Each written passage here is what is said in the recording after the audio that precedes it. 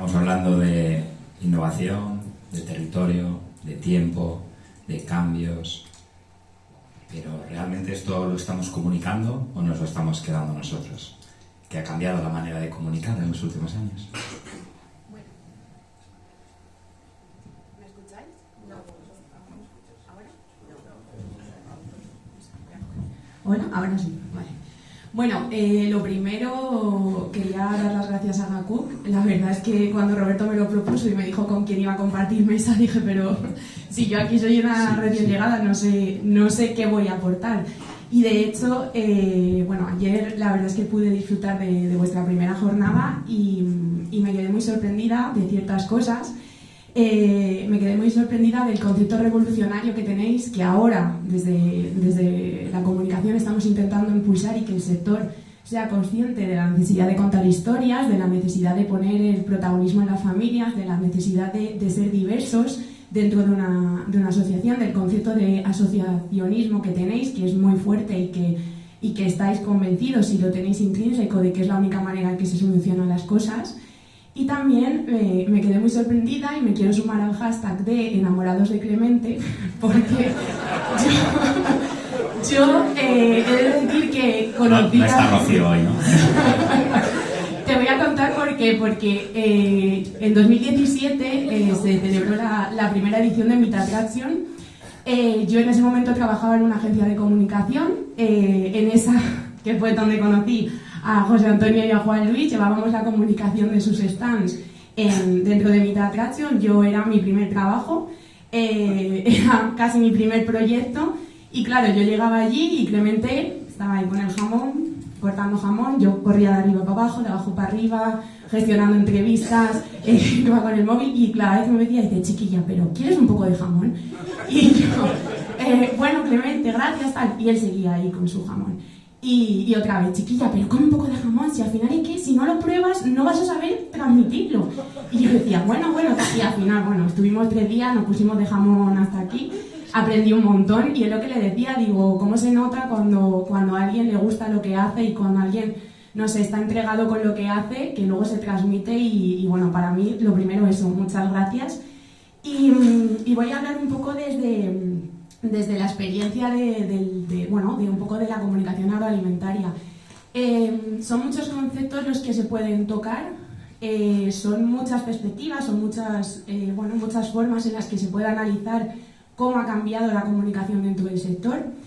Pero yo creo que la más importante es que se está empezando, y siempre hay niveles y niveles, pero sobre todo se está empezando a ser consciente de la necesidad que hay de todos los logros que estamos consiguiendo, todos los retos que tenemos, todas las dificultades, hay que contarlas.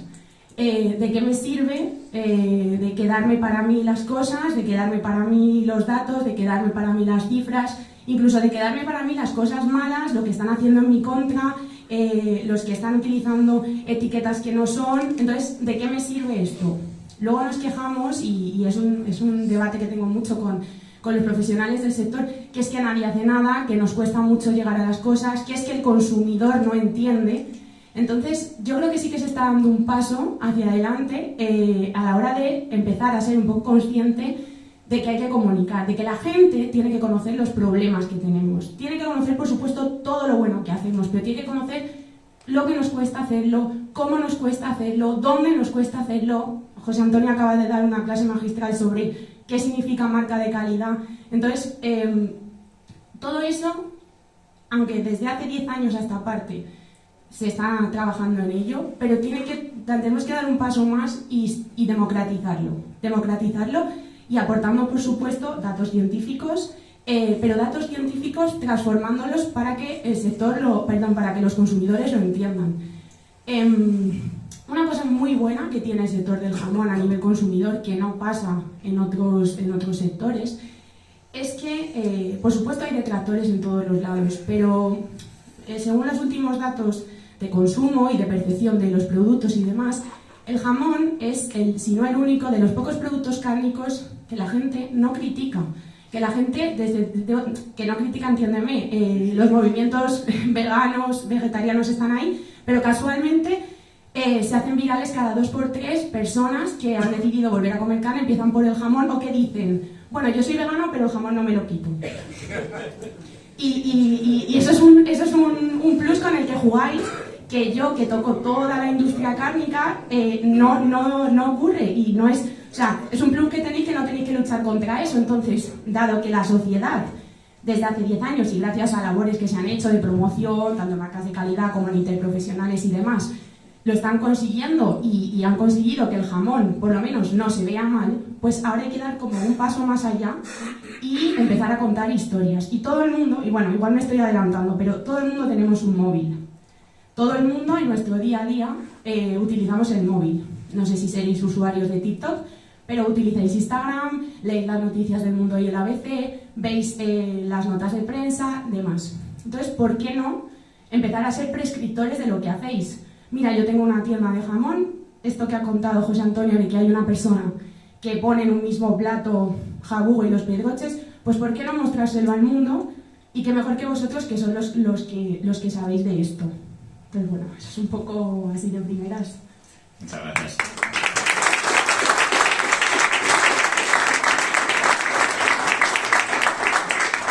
Estamos hablando del restaurante Venta Pinto en Vejer, socio de Agacuf, y de Adriano, que estuvo ayer con nosotros, socio de Agacuf. Cositas diferentes. Casualidad, pero sí. Bueno, un poco la línea de la asociación es la que tú acabas de comentar. Y bueno, viendo las personas que estáis sentadas, ¿qué puede aportar la denominación de origen o la ciencia a esa comunicación? ¿Cómo os podéis apoyar mutuamente?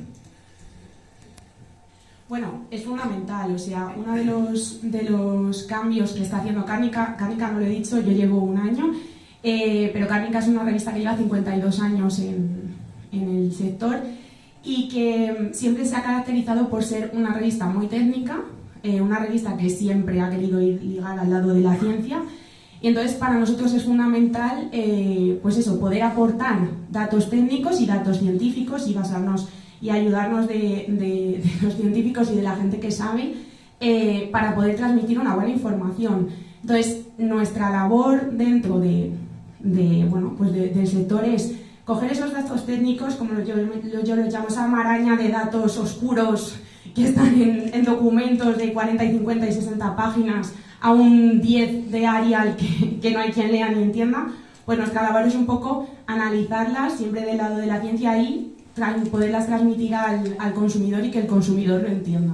Pero claro, hablaba de que el sector del jamón tiene menos ataques que el resto. Al final, lo que nos hemos dado cuenta es que si tú al consumidor le explicas las cosas y se las explicas con datos científicos y empieza a conocer lo que aporta a su salud, el doctor Escribano lo dirá, lo que supone, de dónde viene, el cuidado del medio ambiente, la necesidad de esta actividad rural, al final el consumidor lo entiende y lo acepta. Entonces, bueno, eso es un poco nuestra labor, siempre ligado tanto a la ciencia como a los profesionales que lo saben.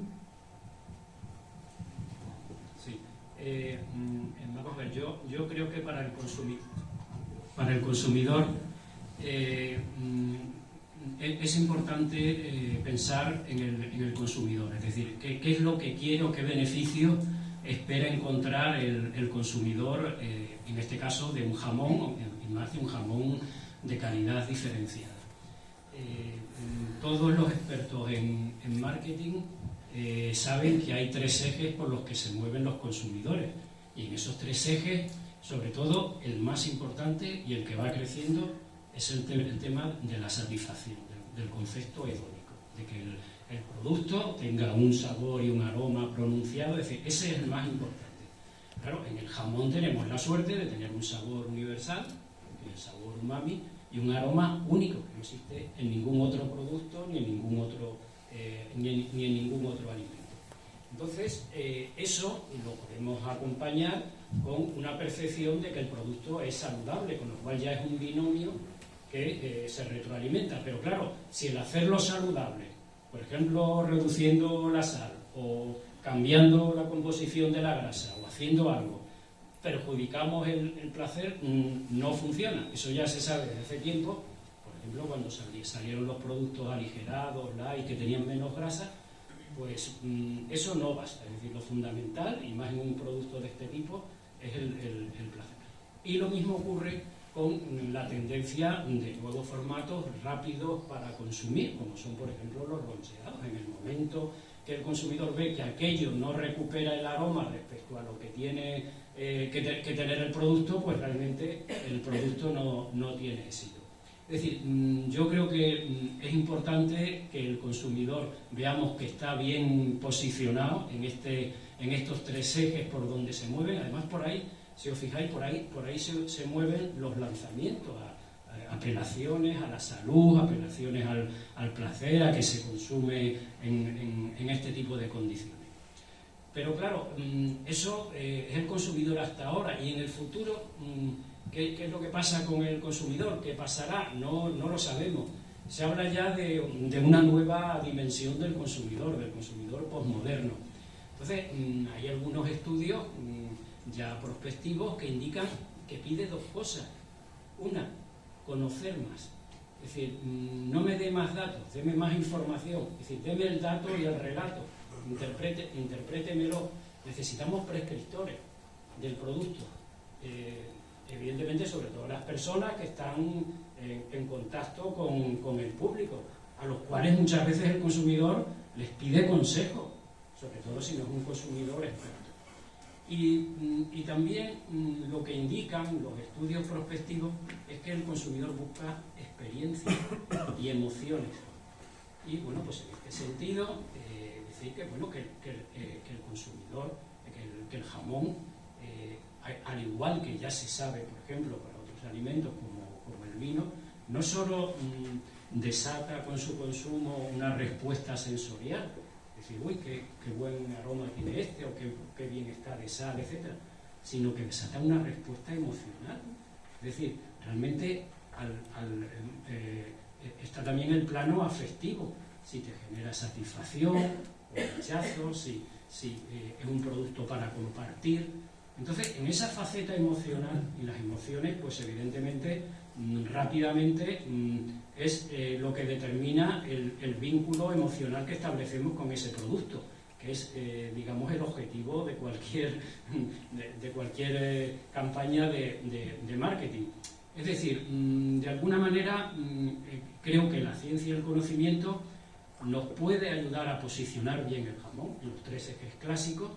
Y cuando se van abriendo nuevos caminos para atender las demandas del consumidor, en fin, la investigación del jamón yo creo que puede aportar mucho para ir orientando ese tipo de estrategia. Hay una cuestión ahí que es cierto que la gente busca más información y los medios de comunicación son muy importantes. Pero yo percibo una cosa, que es que tú acabas de decir un folio de 60, documento de 60, no, mire usted, que no se lo leen. La gente quiere lo que cabe en un tuit. Entonces es un problema. Sí, precisamente, según lo que comentaba él, al final los últimos estudios sobre la percepción de la generación X, Y, Z, pasa una disparidad, que es, quieren estar más informados, pero leer menos. O sea, te lo tienes que dar, de ahí que TikTok, que es información en menos de un minuto, en formato audiovisual, tenga el éxito que tiene. Entonces, bueno, ahí también tenéis un más y un plus, porque lo que hacéis es bonito de ver y es estético y llama la atención y se pueden contar historias y se puede hacer formato de muchas maneras. Entonces, también coincido mucho con lo que decía, al final la importancia es transmitir experiencias que ya, porque ya tenéis un consumidor que está concienciado y las nuevas generaciones dentro de sus bolsas de la compra, aunque sea, hacen un pequeño esfuerzo en sus presupuestos y añaden jamón, pues ¿por qué no? Seguirles dando lo que necesitan, porque eso es una pequeña lluvia fina, ¿no? Tampoco se puede confiar uno y decir, bueno, si ya el jamón está ahí, no es una pequeña lluvia fina que hay que ir haciendo poco a poco y precisamente aprovechando eso, bueno, esa situación positiva que tenéis de cara al consumidor. Estamos hablando de gente joven y yo miro y no hay nadie de 1990 aquí, ¿no? Es un deber del sector. Estamos llegando a la gente joven, la estamos abandonando porque no es un público potencial. Sin embargo, se lo quieren comer, ¿eh? La gente de después de 1990, cuando papá lo compra, están encantados de comérselo, ¿eh? Yo tengo una niña de 3 años que lo devora, pero... Yo creo que ese tipo de consumidor debe ser el objetivo. Ese tipo de consumidor debería ser el objetivo. Porque en la infancia... Silencio, por favor. En la infancia y en la adolescencia es donde se crean nuestros hábitos culinarios y fundamentalmente. Y ahí tenemos la ventaja de que el sabor del jamón, que cuando se pregunta a los consumidores por qué consume jamón, la respuesta más común es por el sabor, algunos dicen también por el aroma, sobre todo si es ibérico, y ese sabor es universal, no solo en todas las culturas, sino para todas las edades. Yo en una ocasión me invitaron el ICES a dar una charla a periodistas ingleses, en concreto en San Sebastián, y cuando vio pues, la cantidad de aminoácidos con sabor umami que se formaban en el jamón, y más en el jamón ibérico, que además se forma en el secadero, me decía, bueno, pero es que esto es una fábrica de aminoácidos. Tenéis aquí una oportunidad para introducir el jamón donde hay que introducirlo, en ese segmento.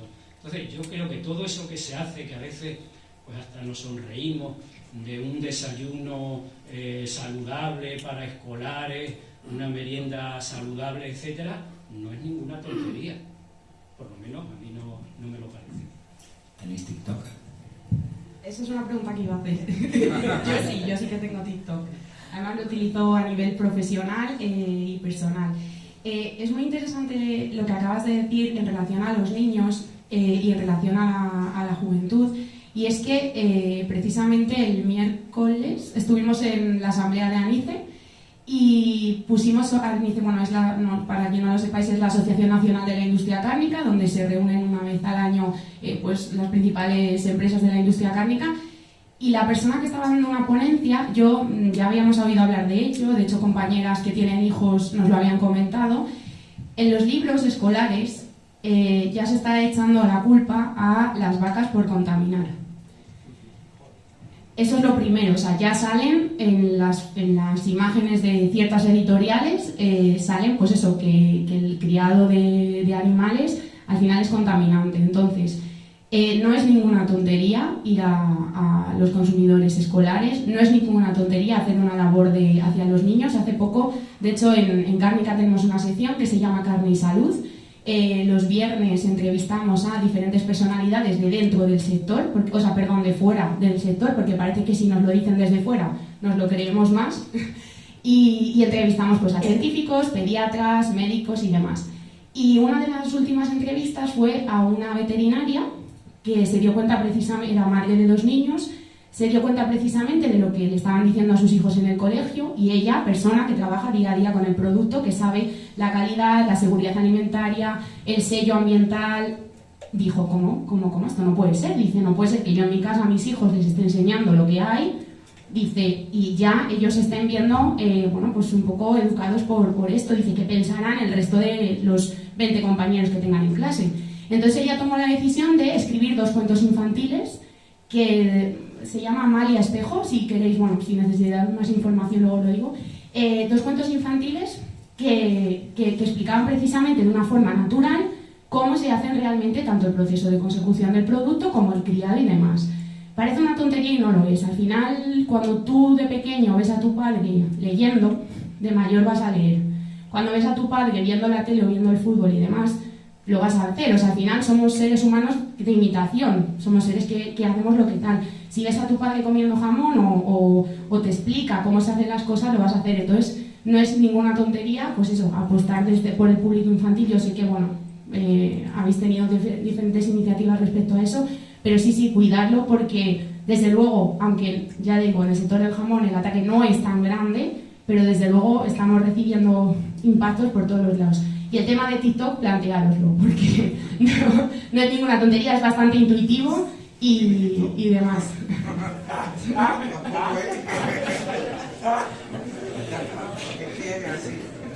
Compartirlo con Agaku cuando creéis en TikTok, porque a mí me gustaría veros. ¿Sabes qué pasa?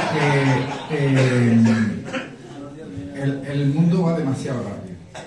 Ya está. Y yo no digo que sea malo, digo que muchas veces no somos capaces. Ya está. Pero para eso estamos nosotros, Juan Luis, para echaros una mano. Yo te hago TikTok. Las aventuras de Iberito. Pero Si lo luego recordáis, inventarlo, lo recomendamos el pasado día del libro en el chat de Agaku. Esa periodista que acabas de mencionar nos la llamamos a Villanueva de Córdoba y me encantó una cosa que hizo, que fue que llegó, se puso en una clase de niños y dijo: ¿quién de vuestros padres es ganadero?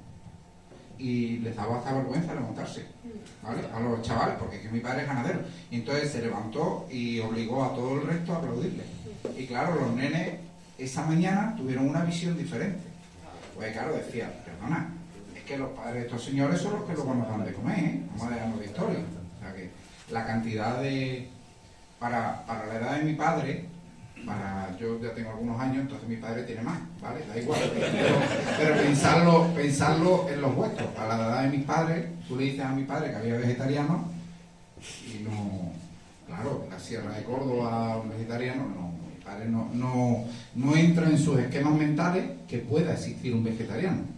Pero luego hay otra cuestión que sí sería muy importante comunicar, que es el porcentaje de personas, sobre todo en veganos, que se vuelven veganos y al cabo de 12 meses nomás empiezan a tener problemas de salud y vuelven a cambiar su alimentación.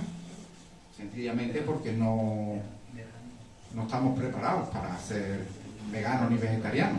Claro, pero al final es por eso, perdona, ¿eh? Al final es por eso precisamente, porque al final ese sector, que es una lacra que tenemos siempre encima, ha ganado al relato, o sea, ha ganado sin datos, se ha llevado el relato y está convenciendo sin razón a gente que, si no fuera por todos los estímulos que recibe, porque estuvimos viendo, bueno, precisamente en la asamblea, todos los intereses que hay detrás de potenciar el consumo vegano, las empresas de productos veganos y demás, sin tener la razón, sin tener la ciencia de su parte, sin tener ningún tipo de trazabilidad porque no pueden demostrar de dónde fabrican los productos.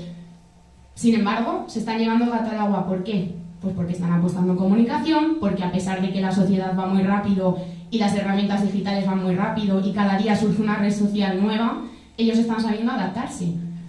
¿Que hay mucho dinero detrás? Por supuesto, pero si nosotros tenemos la verdad, tenemos presupuestos y al final tenemos las ganas, tenemos la ciencia de nuestra parte, hay que hacer un pequeño esfuerzo que yo creo que va a ser luego recompensado para todos. Cuando no entiendas algo, es que es un gran amigo y... Pero no es mía la frase, la persona está allí sentada. ¿Quién es? La que me la enseñó. Bueno, tú disla y ahora si él quiere que se levante.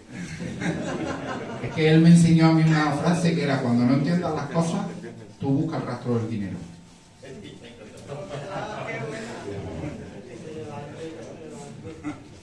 ¿De quién es? De Javier Prieto. No hace falta que se levante. ¿Tenemos un producto irreemplazable o en algún momento, competirá con nosotros un jamón de jabugo de brócoli? Yo me iba a lanzar a hablar, pero no me esperaba que iba a terminar por ahí. Yo voy a intentar, ¿vale? Responder a... Pero yo lo que quería es poner encima de la mesa, cuando pensamos siempre en consumidores, estamos hablando siempre de los mismos esquemas que conocemos ahora mismo o hemos conocido. El otro día yo estuve en una jornada y hubo algo que se dijo que a mí me rompió bastante los esquemas, ¿no? El éxito, y se ha hablado aquí del loncheado, ¿no? El éxito del loncheado posiblemente es todos los avances técnicos, claro que sí, pero el éxito del loncheado es que cambia el lugar de ubicación del jamón en nuestro hogar. Es decir, pasa de la alacena al elemento que más se abre a lo largo del día, que es el frigorífico, ¿vale? Entonces, cuando el jamón consigue entrar, claro, en una pieza entera no podía entrar en el frigorífico, estaba condenado a la alacena, pero cuando se avanza en el tema del loncheado, consigue ya un lugar en el frigorífico. Cuando consigue un lugar en el frigorífico, hay dos cuestiones, al menos, que funcionan. Una es, ha conseguido un pedacito del presupuesto de la familia, pero también ha conseguido un pedacito del espacio limitado que tenemos en los hogares. Los hogares van cambiando, ¿vale? Los hogares van cambiando, no es lo que ni tu padre, ni el mío, ni nosotros. Es decir, cuando éramos estudiantes y teníamos un frigorífico compartido porque compartíamos el piso, como tu madre hiciera algún dulce mejor de la cuenta o lo que fuera, podía desaparecer por el resto de compañeros. Pero es que ahora los que comparten hogar no son compañeros de estudio, es necesidad de compartir un hogar. Y el elemento que tú metas en el frigorífico es susceptible de que tú no te lo comas. ¿Vale? Entonces, a lo mejor yo no compro jamón, que lo que tengo que meter en el frigorífico, porque a lo mejor yo estoy compartiendo pisos, pero no con amigos, sino por necesidad. Dicho esto, que puede esbozar una sonrisa, lo más dramático de todo esto es lo siguiente, lo que yo quería trasladar. Cuando vamos a comprar a unas grandes superficies, cada vez más monótono. O sea, que me digan a mí algunas superficies a las que vamos a comprar, que yo voy todos los sábados, es aburrido, porque además me encuentro siempre lo mismo. O sea, no hay nada de valor en esa compra. Voy con mi mujer, veo a alguien, le digo, saludo, pero no hay nada. Puede ser posible que todo esto avance, porque sí, claro, si yo voy a un supermercado y no encuentro novedades, todo es lo mismo, todo avanza más hacia que la compra sea cada vez más virtual. No hace falta ir a comprar a esa superficie porque no me ofrece nada más. Si estamos hablando que es el frigorífico el lugar donde manda en nuestros hogares, imaginaros que el frigorífico sea el consumidor. Antes siempre se decía, ¿quién tiene la decisión de compra en el hogar? La ama de casa. A lo mejor en el futuro el que tiene la decisión de compra es el frigorífico. No es nadie de los que estamos compartiendo ese hogar. Es el frigorífico, que analiza tus hábitos de consumo, tus necesidades alimenticias, y cuando tiene claro lo que falta en ese frigorífico, él hace un pedido directamente a una superficie que tú ya no hace falta que vaya, porque es que te está solamente facilitando elementos nutricionales sin ninguna cuestión más allá. Si eso fuera posible, si eso al final es, que no quiere decir que ese sea el futuro, es una forma de pensar que las cosas pueden pasar de muy distinto a como estamos pensando aquí ahora mismo. Si eso es posible, ya no solo tenemos que quitarle una parte del presupuesto, no solo tenemos que quitarle una parte a ese frigorífico, sino que tenemos que quitarle una parte a esa homogeneidad de decisión de compra, porque pueden ser máquinas las que decidan lo que van a consumir los próximos hogares. Y ahí también tendremos que hacer un esfuerzo en que esa máquina piense eso que nosotros queremos. Y eso es muy difícil. Pues ¿cómo es fácil hacerlo? Y era la solución que daba este señor en el sector agroalimentario. No le queda más remedio al sector agroalimentario que invertir en frigoríficos.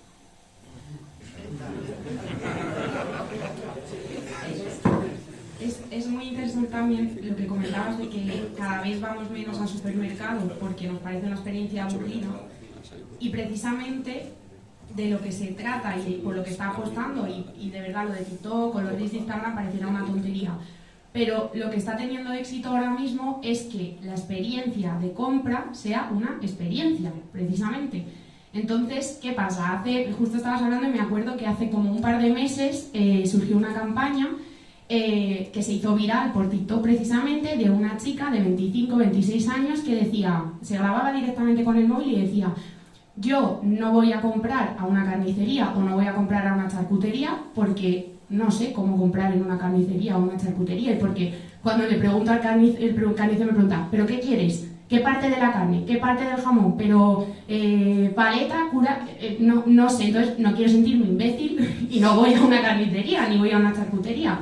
Entonces se hizo desde CD Carne, que es la asociación de carniceros y de detallistas de la carne, una campaña en la que decía, no, o sea, venir a las carnicerías, venir a las charcuterías, porque el carnicero no come, no muerde, te puede explicar, te dice, no sé qué. Entonces hay que tener un poco ese esfuerzo y hacer esa labor de un poco pedagógica de, bueno, pues hacer de las carnicerías, de las charcuterías o de los establecimientos lugares en los que la gente viva experiencias.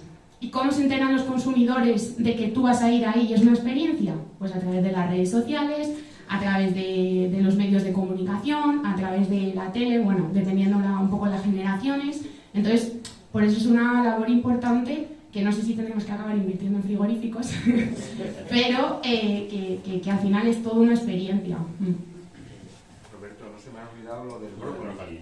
Me va hacia ahora, me está desaltando. Tú ibas a insistir, ¿no?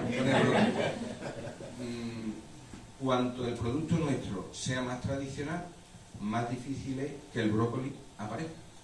Cuanto más invirtamos en hacer nuestro producto, lo que todos estamos aquí hablando hoy, es decir, más loncheado, Loncheado porque es a donde llegamos. A ver, la máxima unidad de digregación de un jamón ahora mismo para todos nosotros es la loncha.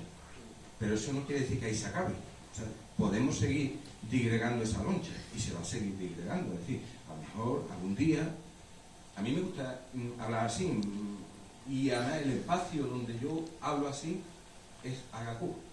No puedo hablar así, os podéis imaginar en otros foros, ¿no?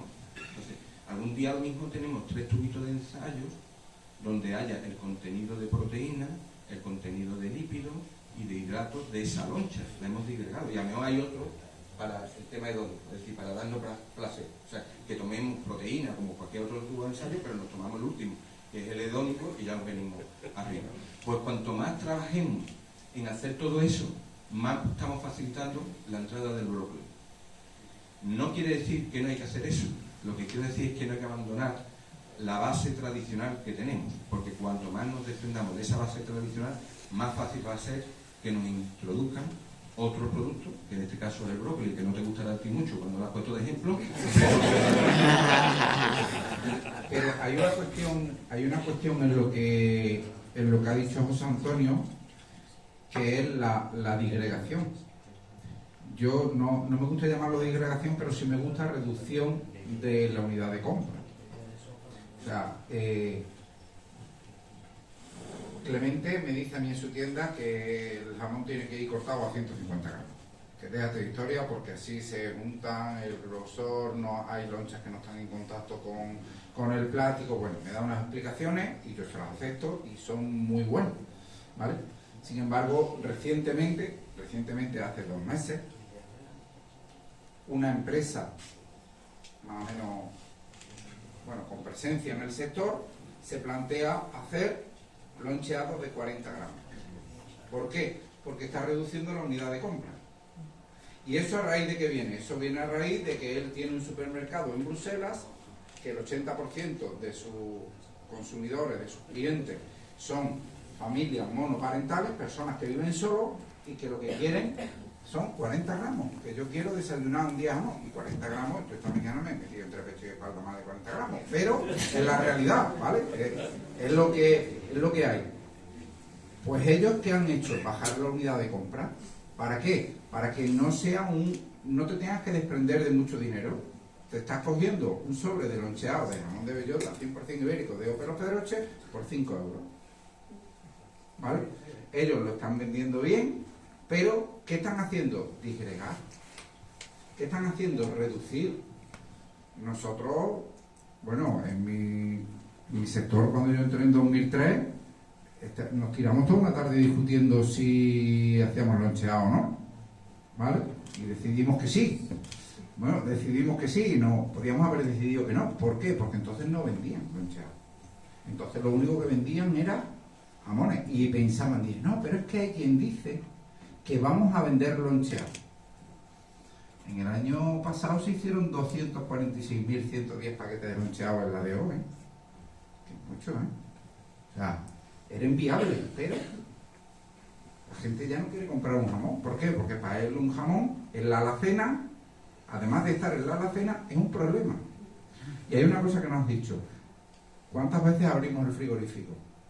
¿Cuántas veces estamos siendo sometidos a una tentación? Que es la de comerme el sobre que estoy viendo.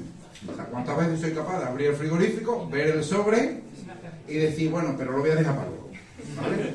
Lo voy a dejar para después, pero la segunda vez llega y dice, es que, entonces, bueno, es importante. No lo había pensado nunca, pero...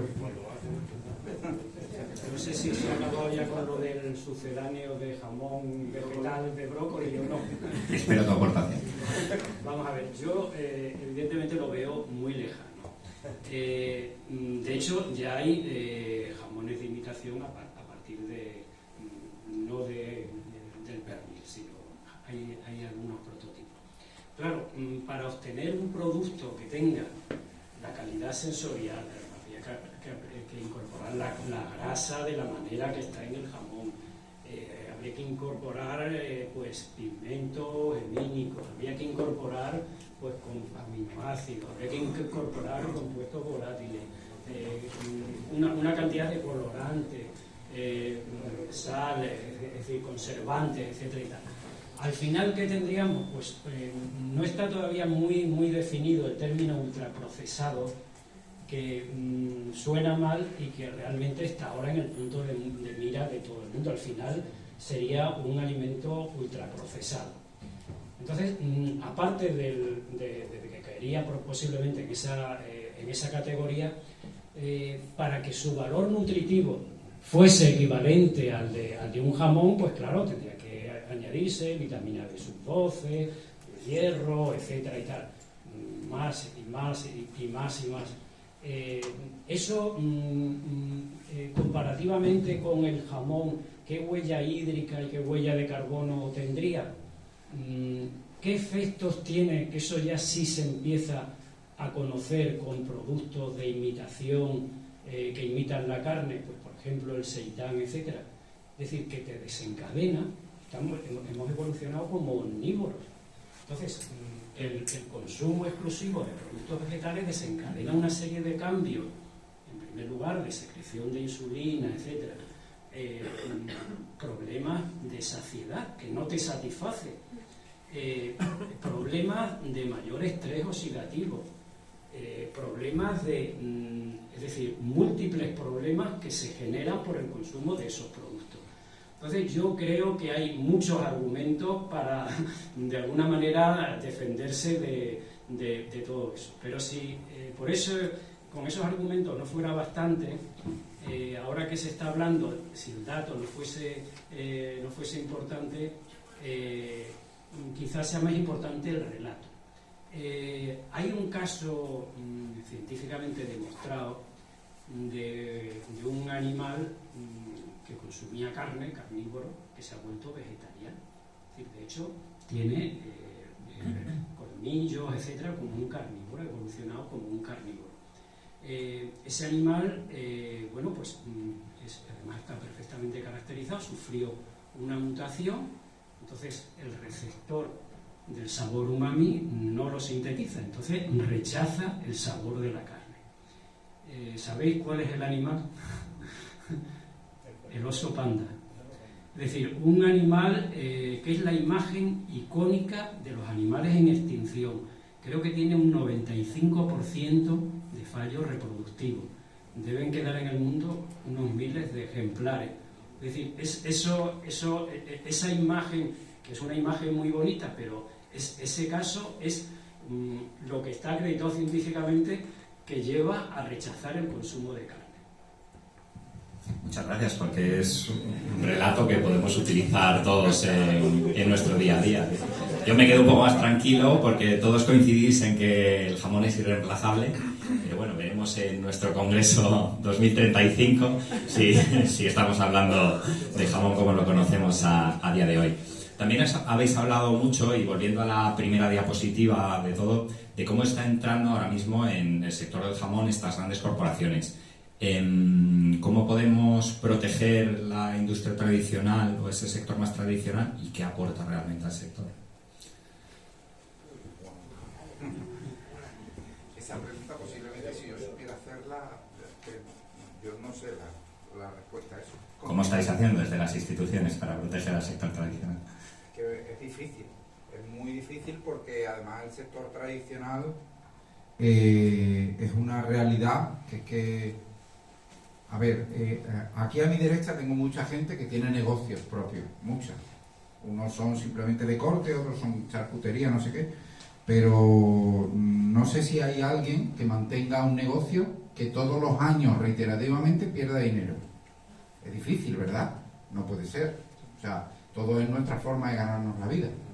El problema es que los conceptos de economía de escala y de economía tradicional son diferentes. Entonces, es difícil. Mira, hay una cosa al hilo de la presentación de José Antonio que yo no le iba a decir, pero bueno, le voy a decir ahora.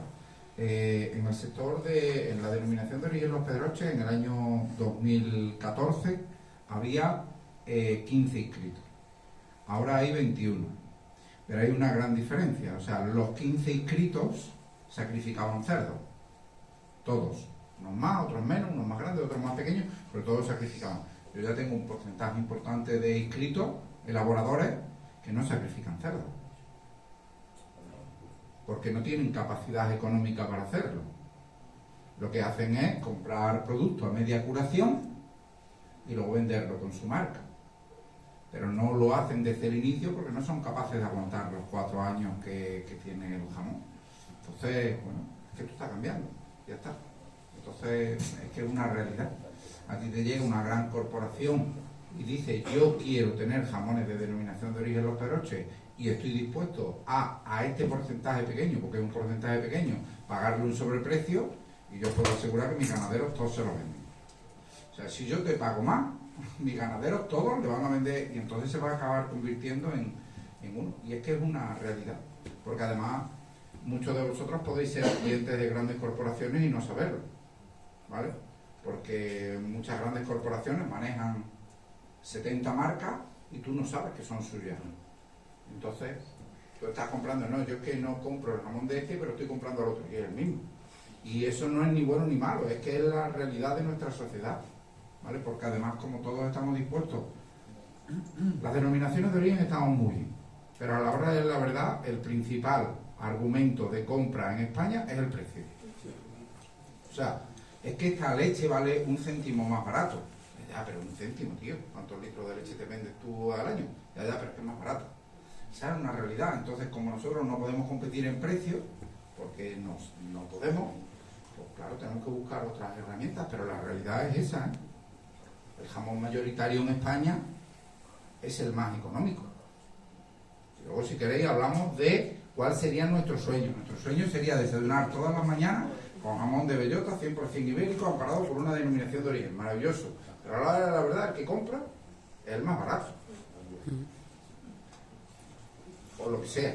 Este es de ocasiones, es de momentos, es de experiencias, como decía Jesús, ¿no? Sí. Y luego hay una cuestión que es la concentración. Hay una realidad que se está concentrando un gran porcentaje en muchas pequeñas compañías y las más pequeñas cada vez hacen menos. Es una...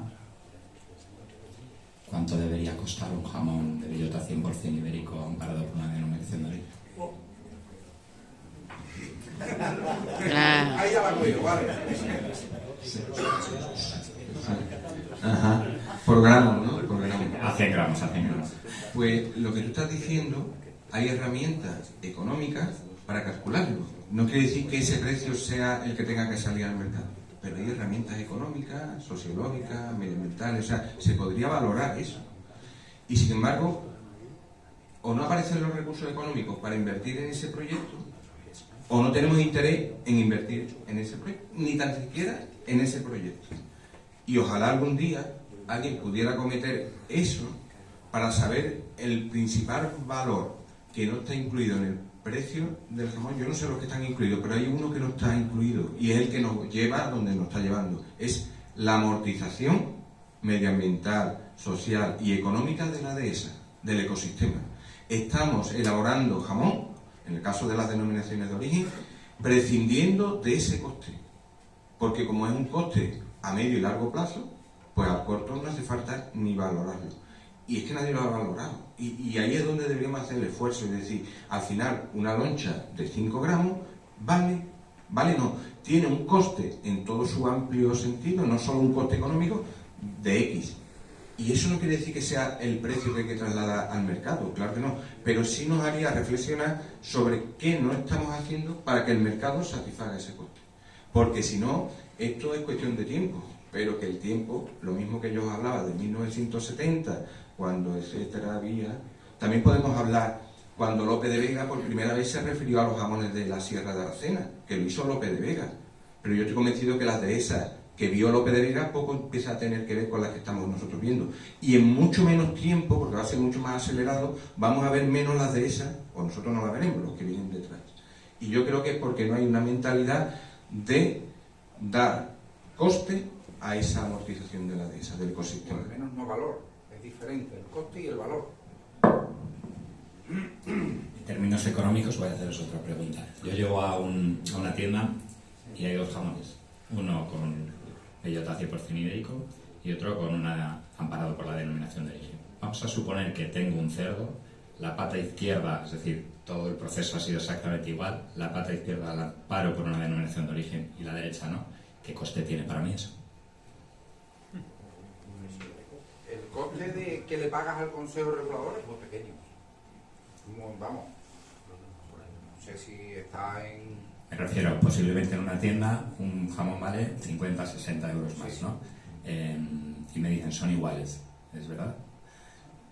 Bueno, la frase de todos los comerciales de muchas industrias jamoneras es esto es lo mismo, ¿vale?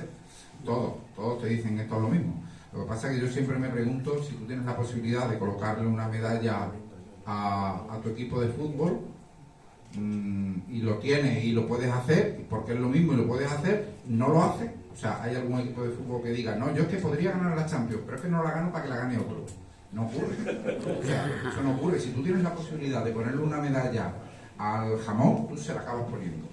Entonces yo lo que acabo diciendo es que no es lo mismo, ¿vale? Porque además, cuando la gente lo compra, y lo compra diferenciado, y dice, ya, pero es que estos son diferentes, ya está. Yo creo que el gran argumento es que vuelvo a una conversación con José Antonio. Uno de los grandes problemas que tiene el sector del jamón es que el que vende el jamón amparado y el que vende el jamón no amparado es la misma persona, que además suele cobrar por objetivo, y los objetivos van ligados a la facturación.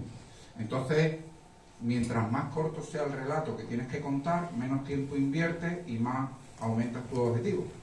Cuando hubiera una persona que tiene que vender exclusivamente el jamón de Deo y otra persona que tiene que vender exclusivamente el jamón que no es de Deo, podría empezar a verse diferencias. Pero si el comercial es el mismo, y en todas las industrias jamoneras de España es el mismo, pues tienes un problema.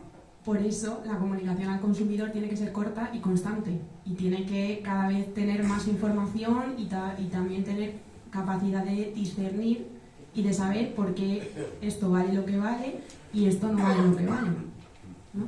De ahí esa importancia en... Ahora vamos a tener un momentito para las preguntas. 10 años pasan rápido, pero 2 horas, vamos, volando. Yo os tendría aquí 2 horas más, pero bueno, vamos a cerrar con una pregunta que os voy a lanzar, que es, ¿qué consideráis que aportamos desde Gacuk y dónde podríamos aportar más?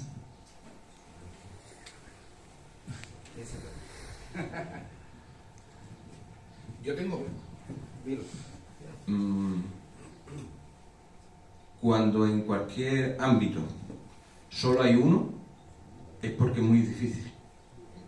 Y a Gacuk hay uno, no hay dos. Entonces es muy difícil lo que habéis hecho y a dónde habéis llegado. Porque en este caso me gustaría decir, cuando no entiendas algo, piensa en dinero. Nunca eso lo he visto en esta organización, jamás.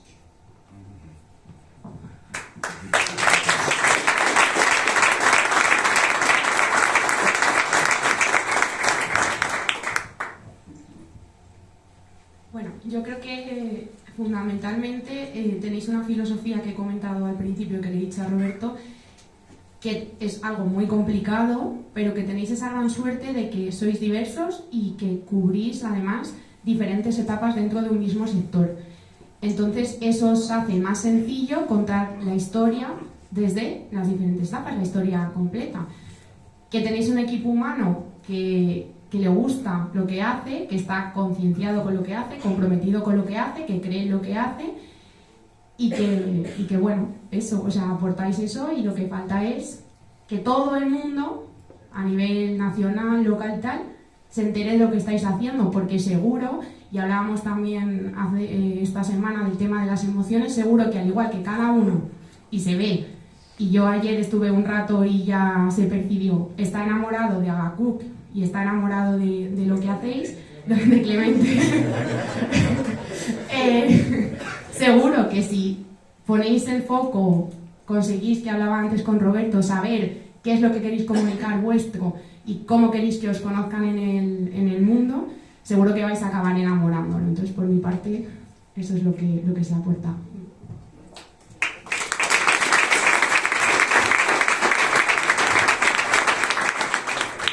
Yo voy a coincidir con lo que se ha dicho. Yo creo que importante de cualquier organización no son las instalaciones que tiene, sino el factor humano, y bueno, pues el factor humano yo creo que es el principal activo de Agaku.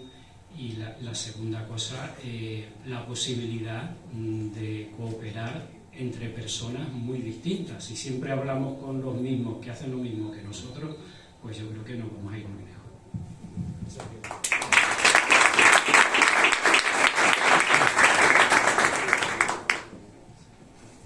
Bueno, es que yo como soy parte de dentro no debo de hablar, pero voy a decir una cosa. Ayer estaba mi mujer, que está por ahí, escuchando a Luis, y ella no es de este mundo, y cuando terminaba me decía, dice, el gran valor que tiene vuestra asociación es la calidad humana que tenéis.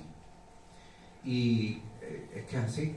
Lo que tenemos es que, bueno, pues creérnoslo en la medida de lo que sea necesario, pero no ser humilde y seguir trabajando y ya está. Y lo que pueda aportar, desde luego yo tengo muy claro que haya uno que desde fuera da un mensaje diferente, creo que es muy interesante.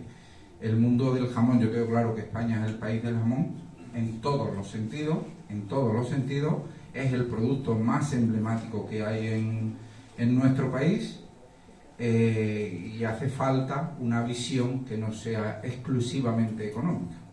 Entonces esa visión que no tiene que ser exclusivamente económica, pues en esta asociación se da y tiene que continuar.